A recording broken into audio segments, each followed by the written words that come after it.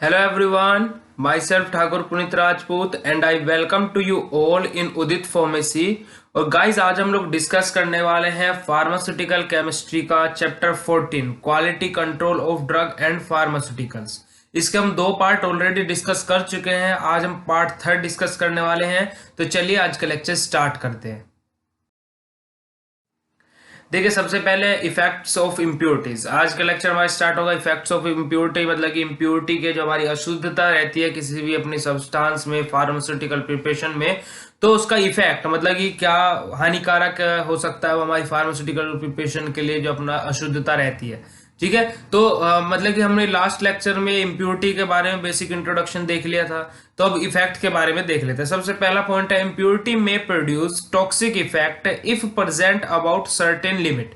देखिए क्या बोला है, इम्प्योरिटी जो हमारी अशुद्धता है में प्रोड्यूस टॉक्सिक इफेक्ट, मतलब कि प्रोड्यूस मतलब कि बना सकती है या फिर कर सकती है, क्या कर सकती है, टॉक्सिक इफेक्ट। टॉक्सिक इफेक्ट का मतलब कि हार्मफुल हो सकती है। जैसे हम कोई भी आपने जैसे मान लीजिए पैरासीटामोल के आपने या फिर कोई भी आपने टैबलेट ली, तो आपने मान लीजिए सिर के दर्द की कोई भी टैबलेट ली, तो सिर के दर्द की टैबलेट ली तो आपको उस टैबलेट से ये उम्मीद रहती है क्या कि वो हमारा सिर का दर्द ठीक कर दे। ये तो उम्मीद नहीं रहती कि ये सिर का दर्द ना ठीक करे बल्कि पेट में और दर्द कर दे, ये ऐसी तो कोई उम्मीद नहीं रहती हमें। तो हम क्या करते हैं, किसी भी टैबलेट से हमारा क्या रहता है, हमें अपेक्षा रहती है मतलब कि डिजायरेबल इफेक्ट की, मतलब कि जो हमें इफेक्ट चाहिए, मतलब कि जो जैसा हमें उससे एक्शन कराना है। मान लीजिए आप क्रिकेट खेलना है तो आपका कैप्टन क्या बोलेगा कि तू इसे गुगली डाल, तो आप गुगली डालने की तो कोशिश करेंगे। मतलब कि देखिए जो हमारी ड्रग है हम जो उसे ले रहे हैं, मतलब कि एक पर्टिकुलर काम के लिए ले रहे हैं हम उसे, कि ये हमारा काम हो जाए और बस बात खत्म। मतलब कि सिर के दर्द के लिए ले रहे हैं तो सिर का दर्द ही ठीक हो जाए, तो मतलब कि डिजायरेबल इफेक्ट रहता है। मतलब कि हम डिजायर करते हैं उस ड्रग से, कुछ अपेक्षा करते हैं कि वो हमारी ये चीज परेशानी ठीक कर दे। और टॉक्सिक इफेक्ट क्या रहता है, मतलब कि एक ड्रग के दो इफेक्ट हो सकते हैं, एक तो डिजायरेबल इफेक्ट और दूसरा अपना टॉक्सिक इफेक्ट या फिर अनडिजायरेबल इफेक्ट भी बोल सकते हैं। मतलब टॉक्सिक इफेक्ट क्या रहता है, मतलब कि उसने सर का दर्द को तो ठीक कर दिया उस टैबलेट ने, पर लेकिन हमारा ब्लड प्रेशर बढ़ा दिया या फिर और कोई भी हमारी बॉडी में कोई और रिएक्शन कर दी, हार्मफुल रिएक्शन कर दी, है ना। तो ये क्या रहता है, टॉक्सिक इफेक्ट रहता है। तो वही बोला, जो इम्प्योरिटी रहती है वो टॉक्सिक इफेक्ट भी प्रोड्यूस कर सकती है if present about certain limit. अगर जो कुछ मात्रा में प्रेजेंट है, अगर जो हमारा जो इम्प्योरिटी है वो फार्मास्यूटिकल प्रिपरेशन में अगर जो कुछ मात्रा में प्रेजेंट है तो टॉक्सिक इफेक्ट प्रोड्यूस कर सकती है। पर लेकिन एक होता है टॉक्सिक इफेक्ट, अब उससे ज्यादा कुछ मात्रा में प्रेजेंट है तो टॉक्सिक इफेक्ट प्रोड्यूस कर रही है, और अगर जो ज्यादा मात्रा में प्रेजेंट है तो क्या प्रोड्यूस करेगी, ज्यादा मात्रा में अगर जो हमारे इम्प्योरिटी प्रेजेंट रहती है अपनी फार्मास्यूटिकल प्रिपरेशन में, या तो हम उसको नेग्लेक्ट कर देते हैं, हटा देते हैं। वरना क्या होता है कि अगर जो हमारी इम्प्योरिटी ज्यादा प्रेजेंट है किसी फार्मास्यूटिकल प्रिपरेशन में, मतलब कि प्रिपरेशन बनाने के बाद में उसे सर्टेन क्राइटेरिया में, उसके टेम्परेचर में, उसे कूल सरफेस में रखना था, हॉट में रखना था, तो उसके अकॉर्डिंग उसे स्टोरेज कंडीशन नहीं मिली, तो उसके अंदर क्या इम्प्योरिटी ग्रोथ हो गई, इम्प्योरिटी ज्यादा बढ़ गई, और जब भी वो किसी पेशेंट ने ली तो वो क्या हो जाएगा, वो डेंजर इफेक्ट में चले जाएगा, very danger, very harmful effect में। मतलब कि उससे क्या पेशेंट की डेथ तक भी हो सकती है, इतने हार्मफुल इफेक्ट में जा सकता है ना। तो ये हमारा क्या हो जाएगा, कुछ मात्रा में अगर जो इम्प्योरिटी प्रेजेंट है तो टॉक्सिक इफेक्ट प्रोड्यूस कर सकती है। सब में पहले वाला पॉइंट ये बोल रहा है। सेकंड पॉइंट है impurities even in small quantity में show cumulative toxic effect after a certain period.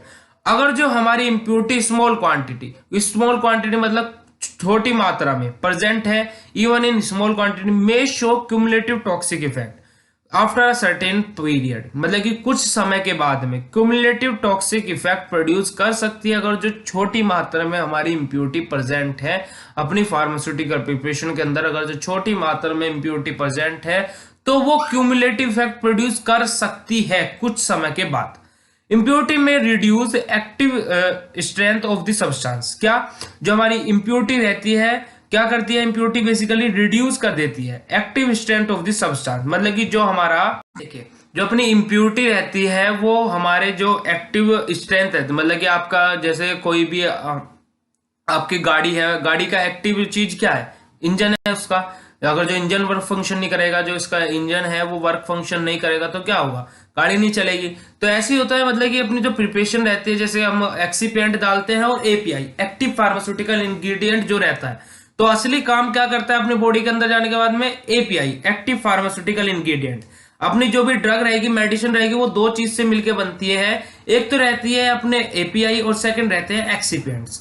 अब एक्सीपिएंट्स तो हम यूज करते हैं ताकि ये ड्रग अपनी अट्रैक्टिव बने, उसका टेस्ट अच्छा हो, उसका फ्लेवर अच्छा हो, उसका कलर अच्छा हो, बाइंड अच्छे से हो पाए, इसमें से हम बाइंडिंग एजेंट डालते हैं। कलर अच्छे से अच्छा दिखे तो उसके लिए हम कलरिंग एजेंट डालते हैं। अगर जो उसको उसको मीठा बनाए तो हम स्वीटनिंग एजेंट डालते हैं। उसको अगर जो फ्लेवर देना तो हम फ्लेवरिंग एजेंट डालते हैं। उसका पीएच मेंटेन करके तो हम बफरिंग एजेंट डालते हैं। ये सब हमारे क्या एक्सीपिएंट्स है। पर जो एपीआई एक्टिव फार्मास्यूटिकल इंग्रेडिएंट है, वो हमारा मेन रहता है जो काम करता है। तो जो हमारी इंप्योरिटी है उसकी एक्टिविटी को, उसकी कार्य क्षमता को, जो वो कार्य करता है उसको रिड्यूस कर देती है, कम कर देती है, जो अपनी इंप्योरिटी रहती है। ठीक है, नेक्स्ट पॉइंट, फोर्थ पॉइंट है इंप्योरिटी में change physical and chemical property of the substance and दस मेकिंग इट मेडिकली यूजलेस। क्या जो हमारी इंप्योरिटी रहती है, अशुद्धता रहती है, बेसिकली वो क्या करती है, में चेंज कर सकती है, बदल सकती है क्या, फिजिकल और केमिकल प्रॉपर्टी। ठीक है, भौतिक और रासायनिक जो उसकी अभिक्रिया रहती है उनको बदल सकती है इंप्योरिटी, किसी भी सब्सटेंस की, किसी पदार्थ की।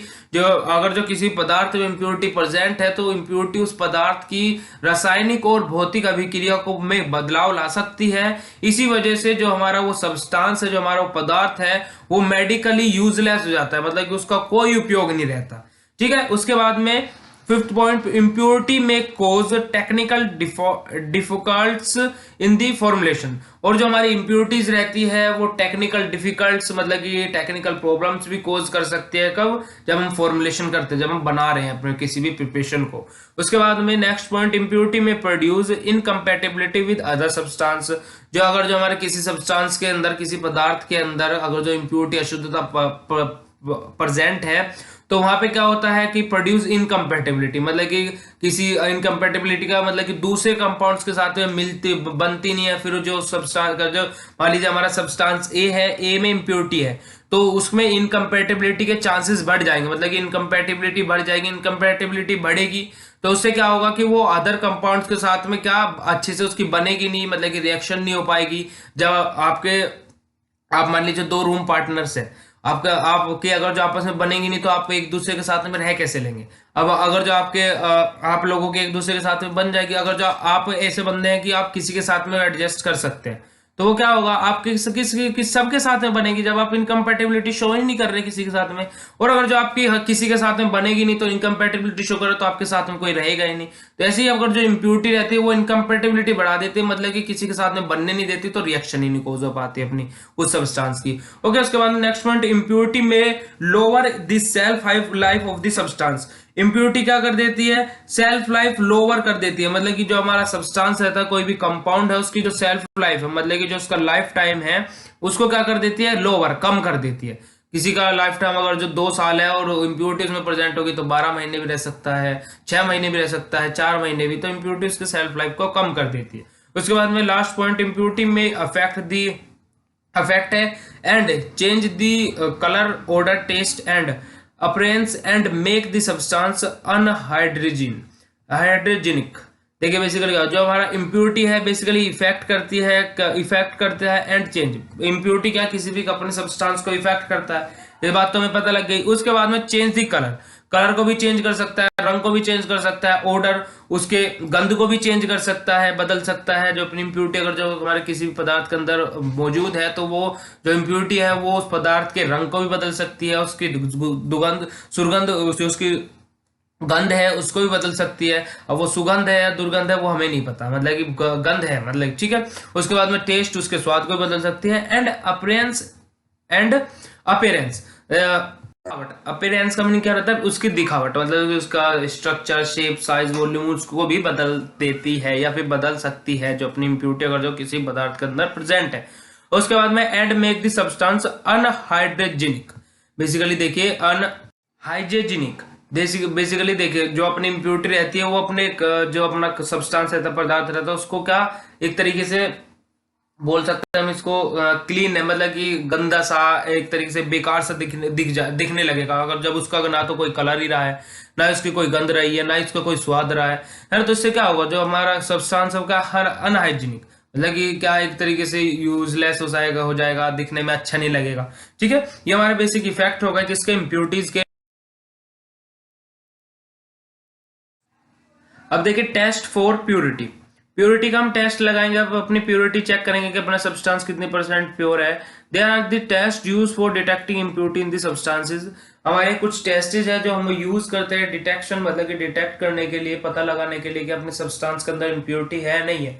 मतलब कि देखिए, अगर जो हम इम्प्योरिटी के टेस्ट लगा देंगे, मतलब कि अगर जो अपने कंपाउंड में अपने या फिर सब्सटेंस में इम्प्योरिटी प्रेजेंट है, तो मतलब कि अपना कंपाउंड प्योर नहीं है। और अगर इम्प्योरिटी कुछ जीरो निकलती है तो अपना कंपाउंड प्योर है। तो following are the test for purity. Purity के टेस्ट कौन कौन से रहते हैं? सबसे पहला कलर एंड ओडर, उसका हम रंग देखेंगे और उसके गंध देखेंगे।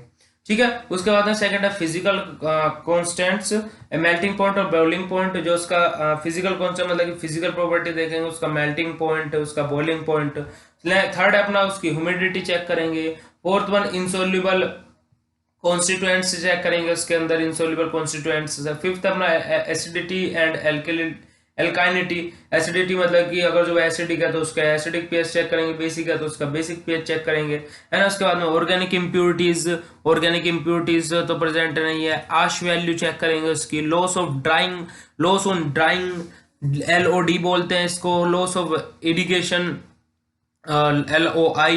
Anion and cation. एनायन मतलब कि पॉजिटिव चार्ज कंटेनिंग है, नेगेटिव चार्ज कंटेनिंग है। तो बेसिकली हमारे 10 हैं, 10 हमारे टेस्ट हम अप्लाई करते हैं प्योरिटी को चेक करने के लिए।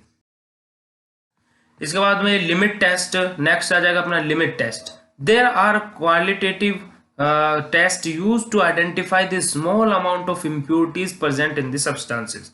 देखिए, ये हमारे लिमिट टेस्ट है। बेसिकली ये क्या है? क्वालिटेटिव, क्वांटिटेटिव नहीं, qualitative. Qualitative test use to identify, ये हमारे क्या क्वालिटेटिव टेस्ट हैं जो हम यूज करते हैं किसका आइडेंटिफिकेशन करने के लिए, किसका पता लगाने के लिए, the small amount of impurities, छोटी मात्रा में जो अपनी इम्प्योरिटी प्रेजेंट रहती है। जैसे हमने इफेक्ट ऑफ इम्प्योरिटीज में देखा था कि जो अगर जो कम मात्रा में हमारी इम्प्योरिटी प्रेजेंट रहती है क्या, तो वो टॉक्सिक इफेक्ट प्रोड्यूस कर रही थी। तो वो जो कम मात्रा में हमारी इम्प्योरिटी प्रेजेंट है उसको आइडेंटिफाई करने के लिए हम लिमिट टेस्ट अप्लाई करते हैं किसी भी पदार्थ के ऊपर। अगर जो किसी पदार्थ के अंदर हमें पता है इम्प्योरिटी प्रेजेंट है और हमें ये भी पता है कि कम मात्रा में प्रेजेंट है, तो अगर जो कम मात्रा में अगर जो इम्प्योरिटी प्रेजेंट रहती है तो उस टाइम पे हम क्या अपने लिमिट टेस्ट अप्लाई करते हैं। सबसे पहले BSR, barium sulphate reagent. It is use in limit test for sulphate IP85। देखिए बेसिकली जो हमारा बैरियम सल्फेट रिएजेंट है BSR, ये हमारा यूज किया जाता है, मतलब इसका उपयोग होता है लिमिट टेस्ट के, किसके लिमिट टेस्ट के लिए? For sulphate IP85। Indian pharmacopoeia 85 के अकॉर्डिंग, 1985 के अकॉर्डिंग जो हमारा सल्फेट है उसके उसके उसमें यूज किया जाता है लिमिट टेस्ट का। एज लिमिट टेस्ट का अगर जो हम उस पर अप्लाई कर रहे हैं सल्फेट IP85 पे, तो उसके लिए हम लिमिट टेस्ट का कौन सा कंपाउंड लेंगे? Barium sulphate reagent. ठीक है, अब देखिए कॉम्पोजिशन ऑफ BSR, मतलब कि रचना, BSR की रचना कैसे होगी? BaCl2 solution barium chloride solution से, सेकंड है अपना सल्फेट फ्री अल्कोहल से, और थर्ड है अपना पोटेशियम सल्फेट सॉल्यूशन से। इन तीन के द्वारा हम बना सकते हैं, रचना कर सकते हैं किसकी? BSR, बैरियम सल्फेट रिएजेंट की। उसके बाद यूज ऑफ इंग्रेडिएंट्स, इंग्रेडिएंट्स का यूज क्या क्या होता है? BaCl2 barium chloride reacts with impurity from impurity to form BaSO4। क्या जो हमारा बैरियम क्लोराइड है वो रिएक्ट करता है इम्प्योरिटी के साथ में और क्या बना देता है? BaSO4। ठीक है, बैरियम सल्फेट। उसके बाद में अल्कोहल प्रिवेंट्स सुपर सैचुरेशन। क्या हमारा सुपर सैचुरेशन, एक सैचुरेशन और एक होता है सुपर सैचुरेशन, मतलब कि एक तरीके से अपना जो कंपाउंड है वो पूरी तरीके से सैचुरेटेड है। तो उस टाइम पे क्या जो अपना अल्कोहल रहता है, जो हमारा सल्फेट फ्री अल्कोहल रहता है, वो बचा के रखता है सुपर सैचुरेशन को, वरना अगर जो इम्प्योरिटीज पे अटैक करेगी तो अपना क्या, अपना कंपाउंड सैचुरेटेड नहीं रह पाएगा। अगर सैचुरेटेड नहीं रह पाएगा, डिग्रेड होने के चांसेस हो सकते हैं उसका कलर फेड हो सकता है, कलर हो सकता है, उसका ऑर्डर खराब हो सकता है, उसका टेस्ट खराब हो सकता है। तो जो अपना सल्फेट फ्री अल्कोहल है वो प्रिवेंट बचा के रखता है सुपर सैचुरेशन को। थर्ड है potassium sulphate increase the sensitivity of test. क्या जो अपना पोटेशियम सल्फेट इंक्रीज, जो अपना पोटेशियम सल्फेट रहता है वो बढ़ा देता है सेंसिटिविटी को किसी भी टेस्ट की, ऑफ टेस्ट। जो अपना टेस्ट हम अप्लाई कर रहे हैं उसकी सेंसिटिविटी को, मतलब उसकी कार्य क्षमता को, या फिर सेंसिटिविटी बोल सकते हैं हम बेसिकली। संवेदनशीलता को, जो अपनी किसी भी टेस्ट की संवेदनशीलता रहती है उसको बढ़ा देता है कौन? Potassium sulphate. अब देखिए प्रिंसिपल या फिर कॉन्सेप्ट, मतलब कि सिद्धांत या फिर बेसिकली बोला जाए तो अपनी केमिकल रिएक्शन कैसे रहती है अपनी। तो सबसे पहले देखिए chloride impurity react with silver nitrate to form a white precipitate of silver chloride in the presence of dilute HNO3 यानी कि dilute nitric acid. It is observe as opalescence. देखिए बेसिकली जो अपनी क्लोराइड की इम्प्योरिटी रहती है वो react करेगी किसके साथ में? सिल्वर नाइट्रेट के साथ में। वहां से हमारा क्या बनेगा? व्हाइट कलर का प्रेसिपिटेट बनेगा, मतलब कि प्रेसिपिटेट मतलब एक सॉलिड लेयर बन जाएगी और दूसरी लिक्विड की लेयर बन जाएगी। ठीक है, उसके बाद में क्या होगा? सिल्वर नाइट्रेट जो अपने एक व्हाइट प्रेसिपिटेट बन गया किसका? सिल्वर क्लोराइड का। ये रिएक्शन हमारी किसकी प्रेजेंस में होती है, किसकी उपस्थिति में होती है? डाइल्यूट HNO3 मतलब कि डाइल्यूट नाइट्रिक एसिड की प्रेजेंस में। It is observe as opalescence. हम इसे ऑब्जर्व कैसे करेंगे? मतलब अपनी रिएक्शन फॉर्म हो गई है, फिर रिएक्शन हो गई है, कैसे हमें पता लगेगा? ओपेलिसेंस का मतलब क्या होता है? रंग बदलना। मतलब कि जो अपना सोल्यूशन रहेगा उसका रंग चेंज हो जाएगा, तो मतलब कि हमें पता लग जाएगा कि हमारी केमिकल रिएक्शन पूरी हो गई है। ठीक है, आप देखिए रिएक्शन क्या है? क्लोराइड इम्प्योरिटी रिएक्शन कर रही है किसके साथ में? सिल्वर नाइट्रेट के साथ में। किसकी प्रेजेंस में? डाइल्यूट HNO3 यानी कि डाइल्यूट नाइट्रिक एसिड की प्रेजेंस में। क्या बन जा रहा है? अपना सिल्वर क्लोराइड प्रेसिपिटेट होकर सेटल डाउन हो जा रहा है, और क्या अपना नाइट्रिक एसिड में से क्या हो गया हमारा? H, यानी कि जो हमारा यहाँ से H है वो रिमूव हो गया, तो या फिर Ag हमारा क्या हो गया? रिमूव हो गया यहाँ से। तो अपना क्या इसने नेगेटिव चार्ज कंटेन करे, तो NO3। ठीक है, बेसिकली क्या नेगेटिव चार्ज क्यों कंटेन किया इसने? क्योंकि ये अब इसकी एक वैलेंसी हमारी खाली रहेगी, तो ये क्या एक इलेक्ट्रॉन को एक्सेप्ट करेगा, तो इस वजह से इसने नेगेटिव चार्ज कंटेन कर लिया। ठीक है,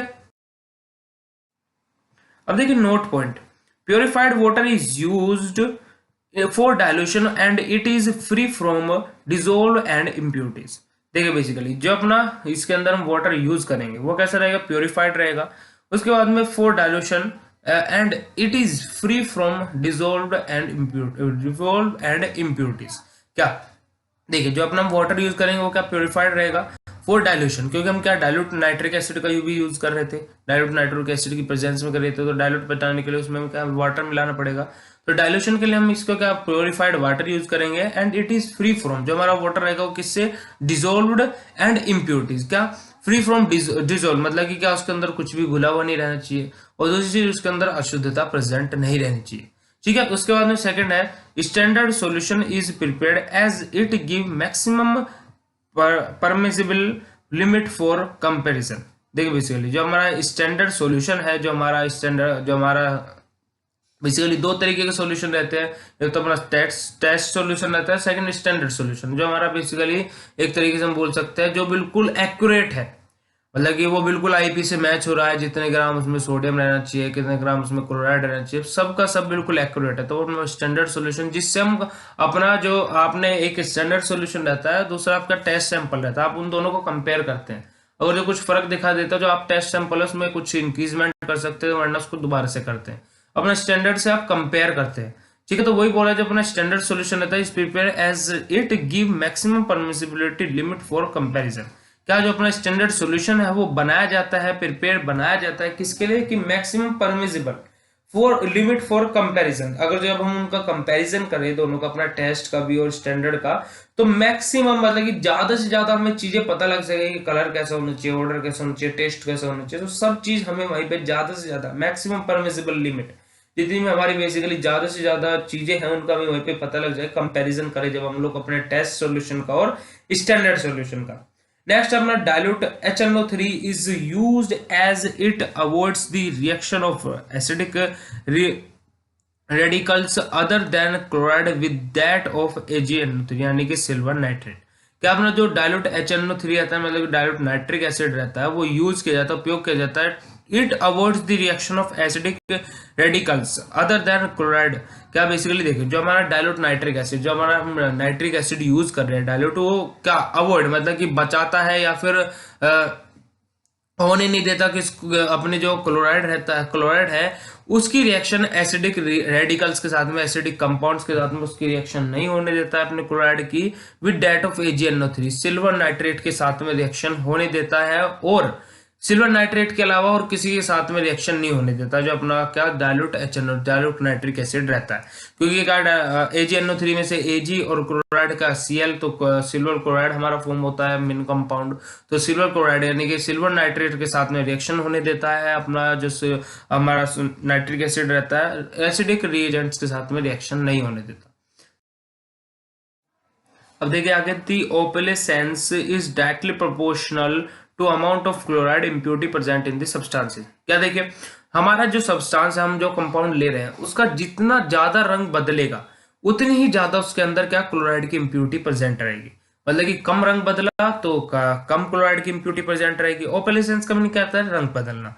तो हमारा जितना भी रंग बदलेगा हमारे सब्सटेंस का, जितना ज्यादा रंग बदलेगा, मतलब कि रंग ज्यादा बदलेगा, कभी लाल कभी पीला, ऐसा नहीं, मतलब कि जितना ज्यादा यानी कि जितना गाढ़ा होगा रंग, रंग जैसे जितना, वैसे थोड़ा सा हल्का है, हल्का सा पिंक हो, मतलब कि हमें समझ में आ गया, फिर हल्का सा ग्रीन हुआ, हमें समझ में आ गया, मतलब कि इम्प्योरिटी प्रेजेंट है पर इतनी ज्यादा नहीं। और अगर जो गाढ़ा नीला हो गया या फिर गाढ़ा लाल हो गया, गाढ़ा हरा हो गया, तो क्या होगा, उससे हमें पता लग जाएगा कि इसमें इम्प्योरिटी ज्यादा प्रेजेंट है। मतलब जितना ज्यादा रंग बदला उतना ज्यादा उसकी इम्प्योरिटी होगी। इस वजह से डायरेक्टली प्रोपोर्शन बोला है, मतलब कि दोनों चीज रंग का रंग अगर जो ज्यादा गाढ़ा होगा तो इम्प्योरिटी ज्यादा बढ़ेगी। ठीक है, रंग का गाढ़ापन अगर जो बढ़ रहा है तो इम्प्योरिटी भी बढ़ रही है। नेक्स्ट अपना, if test substance is coloured, जब अगर जो हम टेस्ट, जिस सब्सटेंस का हम टेस्ट कर रहे हैं उसका अगर जो कलर, मतलब वो कलर किया गया किससे, पोटेशियम परमैंगनेट से, तो then first it is decolourise and then followed the 4 limit test. क्या सबसे पहले हमें क्या करना पड़ेगा, अगर जो हमारा जो सब्सटेंस है अगर जो वो कलर किया गया है किससे, पोटेशियम परमैंगनेट से, तो सबसे पहले हम उसको डीकलराइज करना पड़ेगा, मतलब उस पे से पोटेशियम परमैंगनेट हटाना पड़ेगा, उस पे से कलर हटाना पड़ेगा, और फिर उसके बाद में हम क्या अपना लिमिट टेस्ट को फॉलो कर सकते हैं। इसके बाद में देखिए, limit test for chloride IP66। हमारा लिमिट टेस्ट क्लोराइड का किसके अकॉर्डिंग हम अप्लाई कर रहे हैं, हम किसके ऊपर अप्लाई कर रहे हैं, अकॉर्डिंग किसके ऊपर अप्लाई कर रहे हैं, IP66 यानी कि इंडियन फार्माकोपिया 1966 का अकॉर्डिंग जो क्लोराइड की प्रॉपर्टी लिखी गई थी, या फिर जो क्लोराइड है according to IP Indian pharmacopoeia 1966, उसके ऊपर हम अपना लिमिट टेस्ट अप्लाई कर रहे हैं। हमने देखे बेसिकली आपको दो चीज बोली थी क्या, कि हम दो सॉल्यूशन लेते हैं, एक तो टेस्ट सॉल्यूशन और दूसरा स्टैंडर्ड सॉल्यूशन। टेस्ट सॉल्यूशन के weight of substance as per monograph.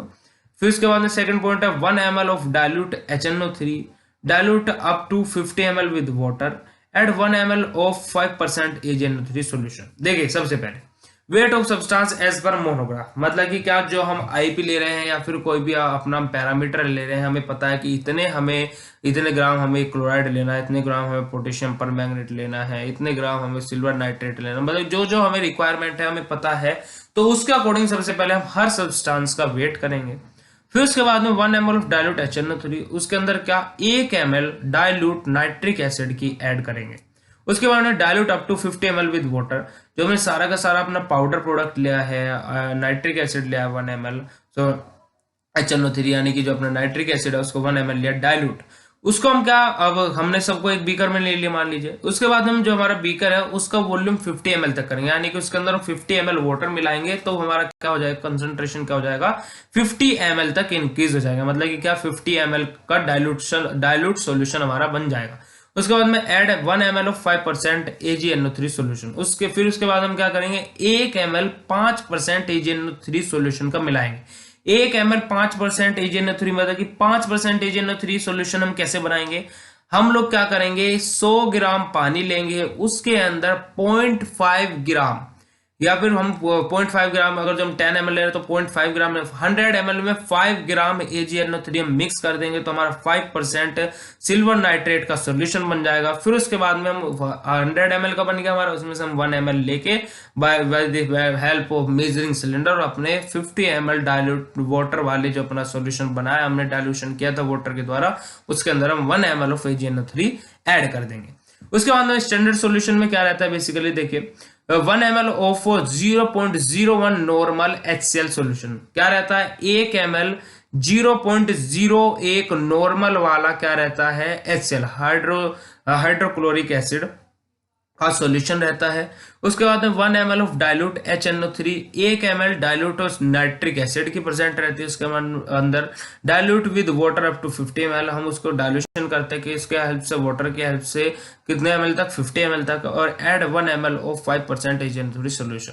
देखिए बस एक पॉइंट का फर्क है, क्या जो हमारा मोनोग्राफ वाला था हम वेट कर रहे थे यहाँ पे, और यहाँ पे हमने क्या किया, एक नॉर्मल का हाइड्रोक्लोरिक एसिड का सॉल्यूशन लिया 1 ml, 0.01 नॉर्मल वाला हाइड्रोक्लोरिक एसिड हमने फॉर्म किया, कितने ml कितने ml लिया, और वो 1 ml लिया। ठीक है, ये हमारा लिमिट टेस्ट किसके ऊपर अप्लाई किया, फिर लिमिट टेस्ट आइडेंटिफिकेशन की हमने इम्प्योरिटी की, किसके, अपने small amount of impurity chloride IP 1966 के, जो अपना कंपाउंड है क्लोराइड IP 1966, उसका हमने लिमिट टेस्ट, मतलब स्मॉल अमाउंट उसके अंदर इम्प्योरिटी प्रेजेंट है या नहीं है, उसको हमने आइडेंटिफाई किया। अब इसके बाद में limit test for chloride IP88 Indian pharmacopoeia 1985 यानी कि 1985 के अकॉर्डिंग जो अपना क्लोराइड IP85 उसका लिमिट टेस्ट अप्लाई करते हैं। अब हम लोग टेस्ट सॉल्यूशन और स्टैंडर्ड सॉल्यूशन दोनों सॉल्यूशन ले लिए अपने। सबसे पहले टेस्ट सॉल्यूशन देख लेते हैं। Weight of substance as per monograph के अकॉर्डिंग हमने वेट किया गया, जैसे हमारे पैराग्राफ मतलब कि पैरामीटर में दिया गया। फिर उसके बाद में add 10 ml of dilute HNO3, 10 ml dilute HNO3 का एडिशन किया हमने अपने बीकर के अंदर। फिर जो हमने कप पाउडर लिए थे वे मोनोग्राफ के अकॉर्डिंग अपने, तो उसके अंदर हमने 10 ml नाइट्रिक एसिड का हमने एडिशन किया। उसके बाद में add up to 50 ml, add water up to 50 ml, क्या 50 ml पानी इसमें ऐड किया। Add 1 ml of 1% AgNO3, 1 ml of 1% AgNO3। अगर जो हम IP66 से कंपैरिजन करें तो हमारा मोनोग्राफ वाला पॉइंट सेम है, पर लेकिन यहाँ पे हमने क्या, अपने नाइट्रिक एसिड का 1 ml लिया था, यहाँ पे 10 ml ले रहे हैं। 50 ml का तक हमने इसका डाइल्यूशन किया था, बिल्कुल सेम है। उसके बाद हमने नाइट्रिक जो अपना सिल्वर नाइट्रेट है उसका हमने 5% लिया था, पर लेकिन यहाँ पे हम कितना परसेंट ले रहे हैं, केवल 1%। तो 1% कैसे बनाएंगे हम लोग, 100 ml में 1 ग्राम सिल्वर नाइट्रेट ऐड कर दो तो 1% का अपना सोल्यूशन बन जाएगा। ठीक है, उसके बाद में हम स्टैंडर्ड सॉल्यूशन की तरफ मूव ऑन करते हैं। तो 1 ml of 0.0585 weight by volume of NaCl solution, क्या 0.0585, ठीक है, वेट बाय वॉल्यूम का हमें क्या 1 ml 0.0585 वेट बाय वॉल्यूम अपना सोडियम क्लोराइड का सॉल्यूशन हम लेंगे। उसके बाद में सेम वही तीनों पॉइंट्स है अपने, ऐड करेंगे 10 ml डाइल्यूट HNO3, ऐड आपको जो उसका वॉल्यूम है वो 50 ml तक हम करेंगे, डाइल्यूशन करेंगे उसका, और ऐड करेंगे 1 ml ऑफ 1% AgNO3 सॉल्यूशन का।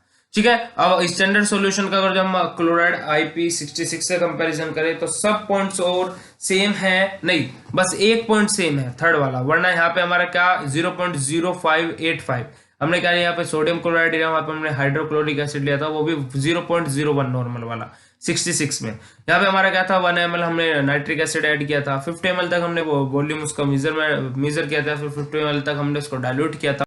उसके बाद यहाँ पे हमने सिल्वर नाइट्रेट का सोल्यूशन लिया था 5% वाला, और यहाँ पे हमने कितना लिया 1% वाला। ठीक है, star both the solution and keep it aside for 10 minute. देखिए दोनों सॉल्यूशन को अच्छी तरीके से हिला करके एक साइड में रख देना चाहिए, एक तरफ रख देना चाहिए 10 मिनट के लिए। ठीक है, मतलब कि स्टार मतलब कि एक तरीके से उनको ट्राइचुएट कर देना चाहिए, मतलब कि हिला देना चाहिए। अब ट्राइचुएट कैसे करेंगे आप, कभी भी आप अगर जो प्रैक्टिकल लैब में प्रैक्टिकल कर रहे हैं तो हमेशा ट्राइचुएट आपको एक साइड में करना रहता है। अब आप घर पे जैसे आप लोग क्या अपने पानी में चीनी मिला रहे हैं समझ लीजिए, तो आप क्या करते हैं, एक बार इस लेफ्ट हैंड साइड में घुमा दिया, दूसरी बार राइट हैंड साइड में घुमा दिया, चीनी जल्दी से घुल गई। पर कभी भी प्रैक्टिकल लैब में ऐसे नहीं करना चाहिए। अगर जो आप लेफ्ट हैंड साइड में घुमाना स्टार्ट कर रहे हैं, अपने ट्राइचुएट करना स्टार्ट कर रहे हैं, मान लीजिए अगर जो आप इस रोटेशन में से घुमा रहे हैं तो ऐसे ही घुमाते रहना है, चाहे वो मिक्स हो पा रहा हो या स्लोली मिक्स हो रहा हो, कैसे भी मिक्स हो रहा हो, आपको इसी साइड में घुमाना है। अगर जो आप ऐसे घुमा रहे हैं तो आपको इसी साइड में घुमाना है, मतलब कि लेफ्ट हैंड साइड में घुमाना स्टार्ट किया तो लेफ्ट हैंड साइड में ही घुमाते रहिए, और राइट हैंड साइड में घुमाना स्टार्ट किया तो राइट हैंड साइड में ही घुमाते रहिए। ठीक है, ये हमारे प्रैक्टिकल के रूल्स रहते हैं जो हमें फॉलो करने पड़ते हैं।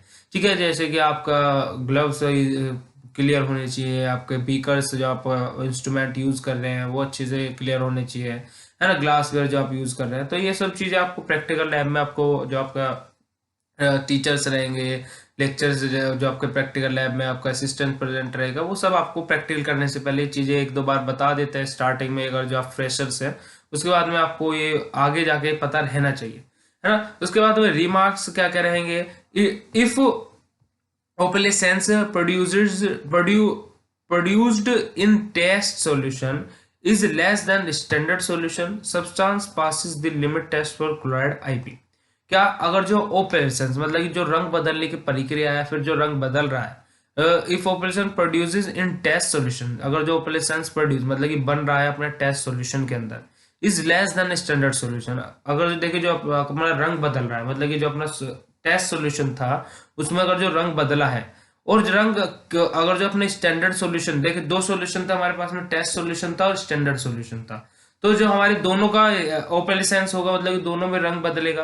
पर लेकिन अगर जो हमारे टेस्ट सॉल्यूशन का रंग स्टैंडर्ड सॉल्यूशन से रंग बदल मतलब कि रंग कम है, मतलब कि कम गाढ़ा है, अगर जो आपका पिंक है और उधर का लाइट पिंक है और वहां पे पिंक है, आपका स्टैंडर्ड सॉल्यूशन पिंक कलर का है और आपका टेस्ट सॉल्यूशन में लाइट पिंक कलर है, तो मतलब कि आपका लिमिट टेस्ट, जो सब्सटेंस का आप क्लोराइड का लिमिट टेस्ट आप लगा रहे थे, वो पास हो गया है आपका क्लोराइड फॉर क्लोराइड आईपी, मतलब कि क्लोराइड आईपी 66, मतलब कि जो अपना 66 85 जो भी आप यूज कर रहे हैं, उसका जो आप लिमिट टेस्ट अप्लाई कर रहे थे वो पास हो गया। ठीक है, अगर जो कम मतलब कि लेस है, मतलब कि कलर का जो रंग है वो जो आपका किस सॉल्यूशन का, टेस्ट सॉल्यूशन का कलर है वो कम गाढ़ा है किसके कंपैरिजन में, स्टैंडर्ड सॉल्यूशन के, तो आपका लिमिट टेस्ट उस पर्टिकुलर सब्सटेंस का, या फिर जो आप अभी के लिए तो आप क्लोराइड का अप्लाई कर रहे थे, तो क्लोराइड का आपका लिमिट टेस्ट का सक्सेसफुल हो गया।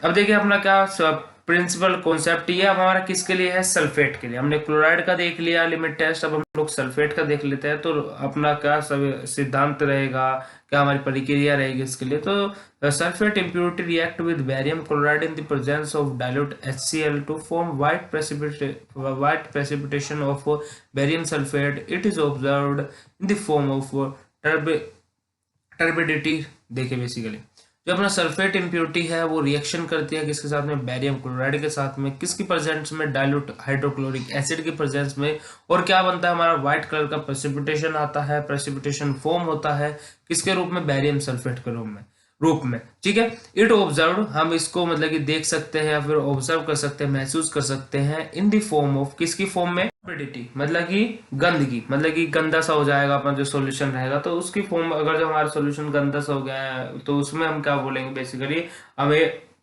पता लग जाएगा कि हमारी रिएक्शन फॉर्म हो गई। और देखिए रिएक्शन क्या, आपने सल्फेट जो अपनी इम्प्योरिटी है SO4, उसके हमने रिएक्शन कराई बैरियम क्लोराइड के साथ में, किसकी प्रेजेंस में, डाइल्यूट HCl की प्रेजेंस में, तो हमारा क्या बन गया, प्रेसिपिटेशन सेटल डाउन हो गया किसका, बैरियम सल्फेट का, और हमारा क्या, क्लोराइड आयन या फिर क्लोराइड का हमारा क्या, रिमूव आउट हो गया। ठीक है, बैरियम सल्फेट का जो अपना प्रेसिपिटेशन है वो सेटल डाउन हो गया। अब देखिए नोट पॉइंट बेसिकली देखा जाए तो सभी के सभी सेम है, किसकी तरह अपने क्लोराइड के जो अपने लिमिट टेस्ट अप्लाई किया था, purified water is use for dilution and it is free from dissolved gases and impurities, same वही पॉइंट है। Standard solution is prepared as it is maximum permeability और limit for comparison. Second point भी बिल्कुल same है, dilute HCl is use. अब देखिए वहां पे हमारा क्या था, डाइल्यूट नाइट्रिक एसिड था, हम यहाँ पे डाइल्यूट हाइड्रोक्लोरिक एसिड यूज कर रहे हैं। ठीक है, तो डाइल्यूट हाइड्रोक्लोरिक एसिड हम बेसिकली यूज करते हैं जो अपना सल्फेट है वो रिएक्शन न कर पाए किसी भी केमिकल रिएजेंट के साथ में, अदर केमिकल रिएजेंट्स के साथ में, जैसे अपने एसिडिक रेडिकल्स हैं, केवल जो अपना सल्फेट है वो रिएक्शन करे किसके साथ में, बैरियम क्लोराइड के साथ में। उसके बाद में barium sulphate reagent it is use according to IP85। जो हमारा बैरियम सल्फेट रिएजेंट है वो हम उपयोग करते हैं किसके जैसे या फिर किसके अकॉर्डिंग, IP85। इंडियन फार्माकोपिया 85 के अकॉर्डिंग हम यूज करते हैं। इसमें बैरियम सल्फेट रिएजेंट, वहां पे हम IP66 के अकॉर्डिंग यूज कर रहे थे अपने क्लोराइड के अंदर।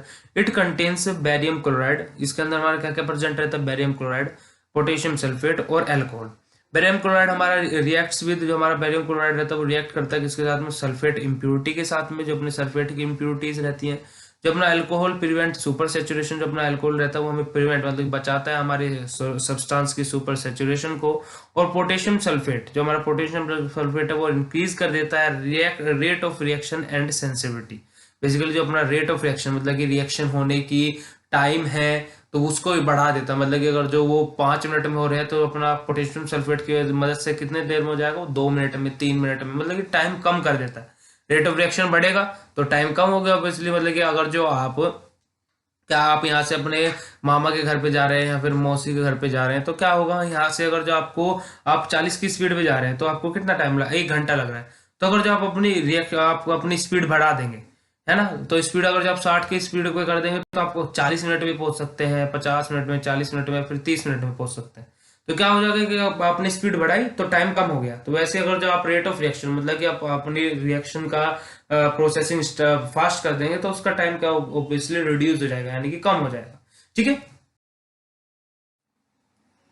अब देखिए limit test for sulphate IP66, मतलब कि इंडियन फार्माकोपिया 1966 के अकॉर्डिंग सल्फेट के ऊपर हम लिमिट टेस्ट अप्लाई कर रहे हैं। टेस्ट सॉल्यूशन लिया हमने एक साइड, दूसरा स्टैंडर्ड सॉल्यूशन लिया। तो टेस्ट सॉल्यूशन देख लेते हैं। Weight of substance as per monograph 1 ml of dilute HCl, add water up to 50 ml, add 1 ml of barium chloride solution. देखिए हमने क्या अपने मोनोग्राफ जो हमारे पास टेबल है जिसके अकॉर्डिंग हमें वेट ग्रेनुलेशन करना है, मतलब वेट लेना है, तो उसके अकॉर्डिंग हमने अपने सबसे पहले वेट लेंगे हर एक सब्सटेंस का, और जो जो हमारे मोनोग्राफ के अंदर लिखा हुआ है। उसके बाद में 1 ml डाइल्यूट HCl हम उसके अंदर ऐड करेंगे, यानी कि hydrochloric acid. 1 ml dilute hydrochloric acid हम अपने उन केमिकल्स के अंदर जो हमने लिए हैं वेट करके उनके अंदर हम ऐड करेंगे। फिर उसके बाद में क्या 50 ml वाटर, मतलब कि डाइल्यूशन करेंगे उसका 50 ml तक। उसके बाद में ऐड करेंगे 1 ml बैरियम क्लोराइड सॉल्यूशन। ठीक है। उसके बाद में स्टैंडर्ड सॉल्यूशन में क्या करेंगे 2.5 ml ऑफ 0.01 नॉर्मल H2SO4। क्या सल्फ्यूरिक एसिड की एक 0.01 नॉर्मल वाला सल्फ्यूरिक एसिड ऐड करेंगे। कितना 2.5 ml 0.01 नॉर्मल वाला सल्फ्यूरिक एसिड हम अपने सॉल्यूशन के अंदर डालेंगे। उसके बाद में 1 ml of dilute HCl, 1 ml dilute HCl की हम उसके अंदर ऐड करेंगे, नहीं डाइल्यूट हाइड्रोक्लोरिक एसिड की हम 1 ml अपने 0.01 नॉर्मल सल्फ्यूरिक एसिड के सॉल्यूशन के अंदर ऐड करेंगे। उसके बाद में उसका वॉल्यूम डाइल्यूट करेंगे उसको 50 ml तक, मतलब 50 ml तक उसका डाइल्यूशन करेंगे, उसका 50 ml तक उसको क्वांटिटी को उसको 50 ml तक इंक्रीज करेंगे। उसके बाद में add 1 ml of barium chloride solution. क्या 1 ml फिर उसके अंदर हम अपना बैरियम क्लोराइड सॉल्यूशन को ऐड करेंगे। ठीक है। अब देखिए limit test for sulphate IP85, Indian pharmacopoeia 85 के अकॉर्डिंग अपना लिमिट टेस्ट हम कैसे अप्लाई करेंगे। Weight for substance as per monograph, वही सब है कि अपना मोनोग्राफ मतलब मोनोग्राफ के अकॉर्डिंग हम अपने सब्सटेंस का वेट करेंगे। Add 2 ml of dilute HCl, dilute HCl के कितने ml हम ऐड कर रहे हैं 2 ml, 2 ml हम dilute HCl dilute hydrochloric acid के हम ऐड करेंगे। उसके बाद में 45 ml, वहां पे 50 ml तक हमने डाइल्यूशन किया था, यहाँ पे 45 ml तक। ठीक है। ऐड 5 ml ऑफ BSR, क्या 5 ml हम बैरियम सल्फेट रिएजेंट को अब हम ऐड करेंगे अपने टेस्ट सॉल्यूशन के लिए। ठीक है। उसके बाद में स्टैंडर्ड सॉल्यूशन, जो अपना स्टैंडर्ड सॉल्यूशन है उसको बनाने के लिए हम 1 ml of 0.1089% weight by volume of potassium sulphate. Potassium sulphate का 1 ml ऐड करेंगे, वेट बाय वॉल्यूम कितना रहना चाहिए वो 0.1089%। ठीक है। उसके अंदर फिर हम 2 ml डाइल्यूट HCl को ऐड करेंगे। उसके बाद में 45 ml तक उसका हम वेट मेजरमेंट करेंगे, मतलब कि वेट को उसको इंक्रीज करेंगे, डाइल्यूट करेंगे उसको कितना 55 ml तक। फिर उसके बाद में 5 ml हम बैरियम सल्फेट रिएजेंट को उसके अंदर ऐड कर देंगे। ठीक है। ये हमारा IP85 इंडियन फार्माकोपिया 1985 के अकॉर्डिंग हमारा लिमिट टेस्ट हो गया, अप्लाई कर रहे हैं हम। एक तरफ हमने टेस्ट सॉल्यूशन बना लिया, एक तरफ हमने स्टैंडर्ड सॉल्यूशन बना लिया। ऐसे ही हमने क्लोराइड में भी देखा था 1966 के अकॉर्डिंग और 1985 के अकॉर्डिंग, और ऐसे हमने सल्फेट में देखा 1966 के अकॉर्डिंग और 1985 के अकॉर्डिंग। ओके। अब देखिए रिमार्क यानी कि टिप्पणी। If turbidity produced in test solution is less than standard solution, sample complete with the limit test for sulfate IP। देखिए, अगर जो हमारा देखिए गंदगी या फिर जो अपना प्रोडक्ट है वो कम मैला हुआ है या फिर उसके अंदर जो गंदगी टाइप का दिखाई दे रहा है, मतलब गंदा टाइप का दिखाई दे रहा है, अगर जो अपना टेस्ट सॉल्यूशन कम गंदा या फिर कम मैलापन उसमें दिखाई दे रहा है स्टैंडर्ड सॉल्यूशन से, तो जो अपना सल्फेट का लिमिट टेस्ट हम लगा रहे थे वो पास हो गया, मतलब कंप्लीट एक तरीके से हम बोल सकते हैं लिमिट टेस्ट का पालन कर रहा है जो अपना सल्फेट है, या फिर लिमिट टेस्ट को पास कर गया है। ठीक है, तो limit test of sulphate IP is pass, मतलब कि जो हमारा लिमिट टेस्ट है उसको हमने अप्लाई किया कि स्मॉल अमाउंट ऑफ इम्प्योरिटी को हम फाइंड करने के लिए हम लिमिट टेस्ट अप्लाई करते हैं। तो जो अपनी स्मॉल अमाउंट ऑफ इम्प्योरिटी हमारी सल्फेट के अंदर कोई नहीं पाई गई है, जो अपना सॉल्यूशन के लिए हम लिमिट टेस्ट अप्लाई कर रहे हैं, सल्फेट का जो हम लिमिट टेस्ट अप्लाई कर रहे हैं, तो उसमें कोई भी इम्प्योरिटी हमारी पाई नहीं गई है। अगर जो हमारा टेस्ट सॉल्यूशन है वो कम मैलापन आता है उसमें या फिर कम गंदा दिखाई देता है, किसके कंपैरिजन में, अपने स्टैंडर्ड सॉल्यूशन के कंपैरिजन में। ठीक है, तो आज के लेक्चर में इतना ही। आपको लेक्चर कैसा लगा हमें कमेंट सेक्शन में लिख कर जरूर बताइएगा। Thank you so much for watching this video. मिलता है नई वीडियो के साथ, तब तक के लिए बाय, धन्यवाद, नमस्कार।